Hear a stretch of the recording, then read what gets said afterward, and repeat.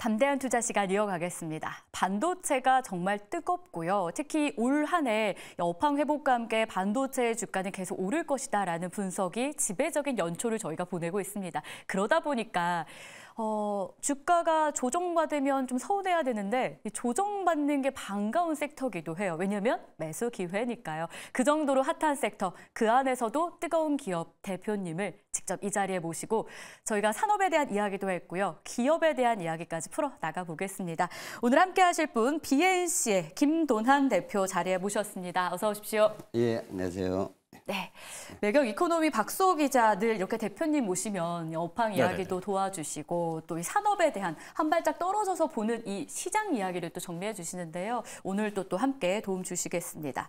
특히나 AI 반도체가 정말 뜨거운 열풍을 나타내고 있는데 BCNC의 경우에는 이 글로벌 탑티어 고객사를 확보하고 있다 보니까 긍정적인 뉴스가 좀 지속적으로 나오는 기업이기도 해요. 그래서 궁금합니다, 대표님. 도대체 어떤 사업을 영위하고 있길래 이렇게 주목을 받고 있는 건지, 좋은 뉴스들이 많이 나오고 있는 건지 사업부터 한번 정리해 주실까요? 예, 저희 BCNC는 그 반도체 장비에 소요되는 소모성 부품을 만드는 회사라고 이렇게 정리하면 되고요. 네.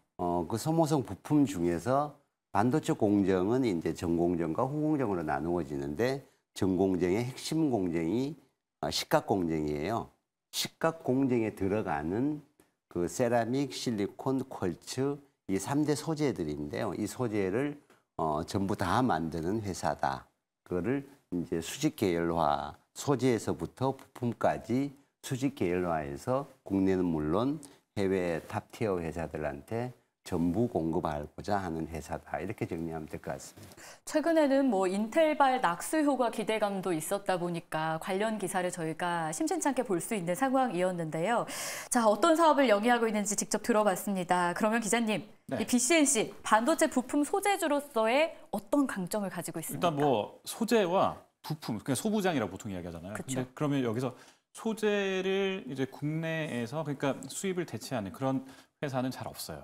근데 이 소재에서 아까 얘기했던 실리콘이라든지 세라믹이라든지 쿼츠라든지 쿼츠는 이제 석영 이런 걸 이야기하는데 그 석영도 쿼츠 중에서 합성 쿼츠. 그러니까 그냥 석영 쓰면 힘든데 합성 쿼츠를 쓰면 훨씬 이게 이제 식각이라고 아까 식각 말씀하셨잖아요. 깎아내는 겁니다. 깎아내는 걸 할 때 같이 깎여서 나가야 되는데 그때 그 품질이 굉장히 중요한데 일정한 그 합성 쿼츠를 만들어 놓으면 그 품질이 일단 일정하게 균질하게 나갈 수 있기 때문에 반도체 수율이 좋아집니다. 그래서 이런 수율을 높일 수 있는 그 부품 그리고 그러니까 링 같은 거, 포커스 링 같은 것도 있는 그 부품과 그거의 기본이 되는 소재까지 모두 만들 수 있고 수입 대체까지 하는 것까지 포함하기 때문에 그래서 이게 한국에 있는 뭐 삼성전자, 뭐 하이닉스 이런 회사뿐만 아니라 글로벌 있는 회사들이 여기 걸 다 쓰게 되니까 이 회사의 그 매출처가 다변화되면서 앞으로 또 기대되는 회사 이렇게 정리할 수 있겠습니다. 그래서 글로벌 탑티어들과의 연관성이 깊다. 네네네.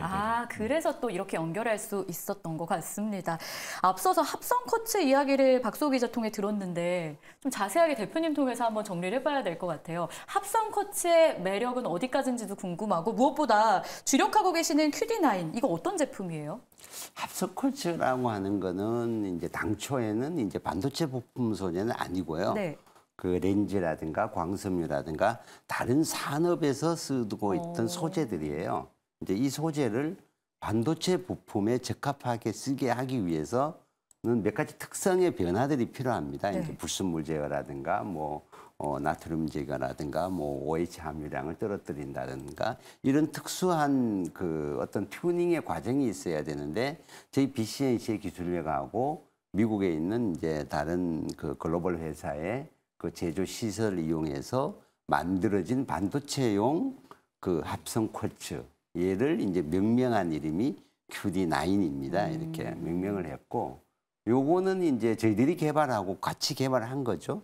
이제 미국 회사와 같이 개발했지만은 제조 설비가 그 저희한테 있는 게 한국에 있는 게 아니고 미국에 있던 겁니다. 그래서 이제 그러다 보면은 이제 시장이 확대가 되고 커지게 되면은 아무래도 이제 글로벌 회사들하고의 어떤 비즈니스 관계에서 이제 복잡성이 돼서 자체 개발하게 됐습니다. 얘를 개발해서 이제 그 같이 초기에 개발한 QD9의 약점을 극복하고 더 경쟁력 있는 가격, 더 좋은 품질로 만들어서 한국 내재화시킨 게 QD9 플러스고요. 이 QD9 플러스는 BCNC에서 자체적으로 소재를 만들고 부품까지 만들어서 해외 고객은 물론이고 국내 고객사에 다 전체 공급하는 시스템을 갖추게 된 겁니다. 천연 코츠를 대체하는 소재로 평가받고 있는 QD9 좀 구체적으로 이야기해 주셨고 가격적인 매력도 있지만 이게 수명도 굉장히 길다라고 하던데요. 예, 아무래도 이제 두 가지 측면에서 사용을 하게 되는데요. 합성 코츠라고 하는 거는 천연 코츠보다는 가격이 높습니다. 제조 원가 자체가 이제 높은데 이 높은 가격이 그 시장 진입의 허들이 된 거죠. 그거를 극복하기 위한 초점을 맞춘 게 저희들의 QD9 플러스고요. 네. 제조 원가를 떨어뜨린 거죠. 이제 우리만의 특별한 공정에 의해서. 두 번째는 사용하는 게 천연 코츠가 가지고 있는 불순물이라든가 버블이라든가 고유적으로 있는 이 약점들이 하이 디바이스들을 보통 이제 14나노, 7나노 이렇게 디바이스에 내려오게 되면은 얘들이 불순물 파티클 수율을 떨어뜨리게 됩니다. 그리고 수명이 짧아지게 되는 거죠. 얘를 얘가 없는 게 우리 QD9 플러스거든요. 버블이 없고 불순물이 없으니까 수명이 길어지고 수율이 올라가게 되는 거죠. 그래서 현재보다는 미래에 그 미세화가 계속 진행이 될수록 그 천연 코츠에서 합성 코츠로 전환되는 속도들은 빨라질 것이다. 우리 이렇게 생각하고 저희들이 생산 캐파를 준비하고 시장을 넓혀가고 있는 중입니다. 결국 합성 코츠가 원래는 가격이 더 높은데 이 천연 코츠보다 그래도 수명도 길고 여러 가지 장점이 있지만 가격 때문에 못 썼다면 이 QD9이 그걸 다 능가한 그런 제품이다. 이렇게 정리해 주십니다. 그런데 이렇게 좋은 제품을 가지고 있어도 업황의 어떤 회복력 이런 게 뒤따라주지 않는다면 또 주가나 여러 가지 사업의 확장 따라가는 게 쉽지가 않지 않습니까? 기자님, 이 시장 업황 회복 정도는 어떻습니까, 지금?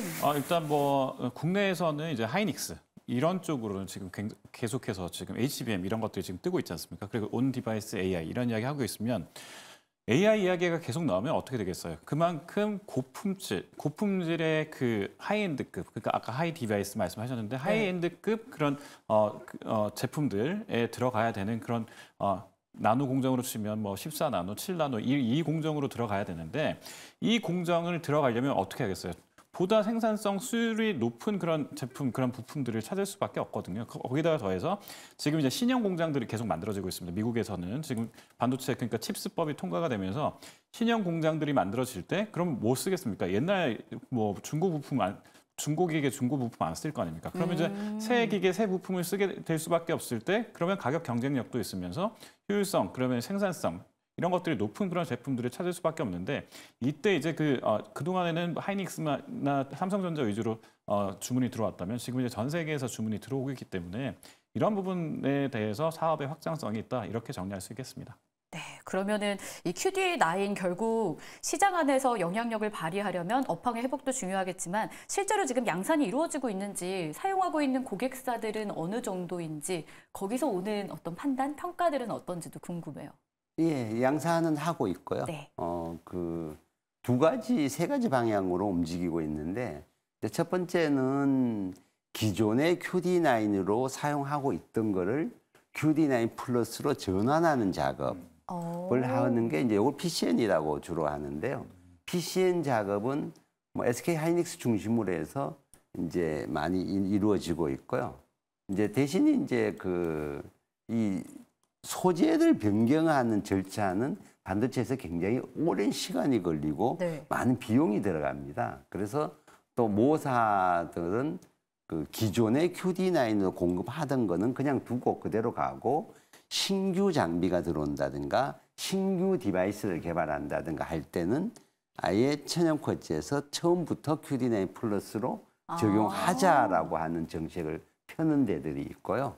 이제 이런 회사들도 있고 또 금년에 들어서서 이제 많이 움직이는 게 전체적인 디바이스가 미세화로 많이 이제 이렇게 움직입니다. 이제 이렇게 시프트가 되면서 천연 쿼츠 대비해서 QD9 플러스가 양산하면서 가격의 격차가 줄어들었기 때문에 그럼 천연 쿼츠를 처음부터 QD9 플러스 전환하고자 하는 이 세 가지 패턴이 동시에 움직이고 있기 때문에 그 업황의 영향도 있겠지만은 기술적인 트렌드가 네. 올라갈수록 그 업황의 영향보다는 기술적인 수요에 의한 증가폭이 더 클 거라고 생각을 합니다. 그러니까 자체적인 힘이 있는 기술력을 네. 갖고 있는 거죠. 예. 주변 환경에 예. 휘둘리지 않는. 예. 네, QD9 플러스까지 좀 이야기를 들어봤고요.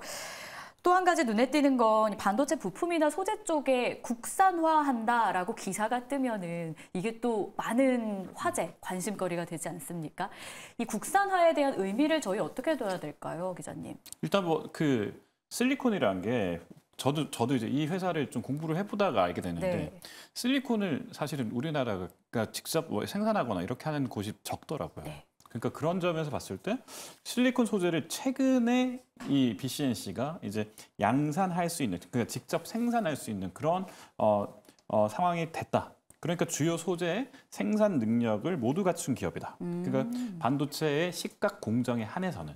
그러니까 이게 알고 보면 그 시각 공정이라는 것 자체가 그 굉장히 고도화된 기술 집약적인 그런 공정이거든요. 이 공정에 맞추려면 단순히 그냥 뭐 실리콘 아무거나 만들어서 뭐 아니면 수입해 와서 하는 게 아니라 이 시각 공정용 실리콘을 만드는 게 가장 중요한데 아무래도 이 업계에 있으면서 그동안 처음에는 이제 뭐 링 같은 거 이런 것들 만들기 시작했다가 소재도 여기에 맞춰서 개발하고 여기 더해서 이제 세라믹도 같이 개발하고 이렇게 하는 거는 이 회사만의 이제 공정에 있어서 모든 걸 이제 원스톱으로 드릴 수 있다. 고객사 입장에서. 그러면 한 회사에서 포커스링도 주문하고 식각용 뭐 공정도 주문하고 세라믹도 주문하고 이게 되면 아무래도 여기가 구매 바잉 파워 면에서 굉장히 좀 좋아지잖아요. 그래서 이런 효율성을 극대화했다. 이런 네. 점을 여기가 좀 높게 봐야 되는 부분이다. 이렇게 볼 수 있겠습니다. 실리콘 이야기 주셨는데 최근에 이 실리콘 소재 생산에도 성공했다라는 말이 들려옵니다. 그래서 앞서 설명하신 합성 쿼츠나 QD9 플러스와는 좀 어떤 차이점이 있길래 이 개발 소식이 뜨거운 건지 궁금한데요. 설명 주시죠. 이제 반도체 소재 부품을 이렇게 가장 많이 소비하고 가장 중요한 공정이 식각 공정이거든요. 네. 웨이퍼가 식각되면서 같이 식각돼서 나가기 때문에 직접적으로 수율에도 영향을 주고 전체 예산에서도 한 60%, 70%를 식각 공정이 소비하기 때문에 식각 공정에 들어가는 소재 부품이 전체 소재 부품의 가장 중요한 팩터라고 보시면 되고요. 그 중에서도 이제 세 가지 가장 중요한 소재가 세 가지인데 이제 그 쿼츠류들, 천연 쿼츠든 합성 쿼츠든 쿼츠류들이 있고 실리콘류들이 있고 세라믹류들이 있습니다. 그래서 쿼츠류들은 아까 말씀드렸듯이 천연 쿼츠에서 저희들이 QD9 합성 쿼츠로 전환을 대부분 시켰고요. 이제 디바이스가 바뀌면서 계속 증가가 돼 나갈 거고 두 번째는 이제 세라믹류들은 실리콘 카바이드에서 저희들이 개발한 보론 카바이드로 전환 작업을 해서 고객사에서 지금 퀄 테스트를 하고 있는 중이고요. 아마 하반기 정도 되면은 이제 퀄이 나오지 않을까 우리 기대하고 있는 거고 이제 마지막으로 이제 세 번째가 이제 제일 큰 시장입니다. 이제 쿼츠만큼 큰 시장이 이 실리콘 시장인데요. 실리콘 시장도 싱글 실리콘과 폴리 실리콘이 있는데 여태까지는 저희들이 싱글 실리콘 소재를 인곳을 수입해서 부품을 만들어서 공급하던 시스템에서 이제 폴리실리콘이든 싱글실리콘이든 소재를 직접 개발하기 시작했습니다. 그래야만이 이게 반도체용 폴리실리콘이 되는 거고 네. 그다음에 공급처가 이렇게 우리 고객들한테 고객이 요구하는 사항이 계속 바뀝니다. 네. 디바이스가 변경될 때마다 그 변경되는 요구 사항을 들어줄 수가 있거든요. 그냥 소재를 수입해 가지고는 요구 사항을 만족을 시키지 못하니까 우리가 소재를 개발해야 되겠다고 생각을 했고요. 소재 개발은 끝났고요. 끝났고 해외 그 글로벌 기업에서 지금 장비에 달려서 테스트를 하고 있고요. 하고 있고 올해 3월 말 정도가 되면은 셋업이 끝납니다. 양산 장비의 양산 설비가 셋업이 끝나고 4월 달부터 소재는 양산의 작업에 들어가게 되고요. 하반기 정도가 되면은 이제 품질 테스트가 끝나고 양산 공급을 시작한 글로벌 회사들한테 시작하는 단계가 들어가게 될 겁니다. 네, 알겠습니다. 자, 그렇게 그러면, 되면은 네. 이제 세 가지 중요한 세 가지를 저희들이 소재에서부터 부품까지 수직 계열화를 완성한 회사는 아마 전 세계에 없을 겁니다. 독보적인 기업으로의 이 거듭남, 이 기대감이 많이 드는 내용들을 확인했는데요. 자, 박수호 기자님께 좀 정리 차원에서 네. 그럼 BCNC가 좀 해결해야 될 과제는 없을지, 그리고 반대로 성장성이나 모멘텀은 어떤 게 있을지 들어보겠습니다. 이제 퀄 테스트라는 표현을 쓰거든요. 네. 반도체에서는 이제 그 퀄 테스트가 이제 여기 그 새로운 공장이 있으면 그 공장에 이 부품이나 소재가 잘 맞아 떨어지느냐, 잘 돌아가느냐 이런 걸 테스트를 하고 있는데 이 퀄 테스트를 통과하는 시점이 언제인가 이게 좀 변수가 되겠습니다. 아, 그러면 성장성 부분은요? 성장성에서는 뭐 앞으로 일단 한국에서는 삼성전자 향 매출이 조금 떨어지고 있는데 네. 이 부분을 얼마나 좀 높일 수 있느냐 그리고 그 밖에 해외에 어디에다가 또 영업을 좀 더 네. 많이 할 수 있는지 이것도 변수입니다. 알겠습니다. 자, 마지막으로 BCNC 주주들에게 당부의 말씀이 있을지 간략하게 좀 부탁드립니다. 이제 2022년이 반도체 가장 호황기였었고요. 2023년이 가장 불황기였었고요. 이제 그 불황기에 가장 많은 투자를 한 회사는 저희들일 거라고 생각합니다. 그래서 그 기반이 되는 호황에 대비한 기반이 되는 그 파이프라인을 네. 많이 갖추어 두었다. 갖추어 두었으니까 너무 조급하게 보지 마시고 조금만 보시면은 아마 네. 기대에 부응하는 실적으로 보답을 할 수 있을 네, 겁니다. 알겠습니다. 이렇게 해서 BCNC 김도환 대표 함께했습니다. 오늘 말씀 고맙습니다. 네, 고맙습니다. 감사합니다. 저희가 준비한 소식 여기까지고요. 저희는 다음 주에 다시 찾아올게요. 시청해 주셔서 고맙습니다.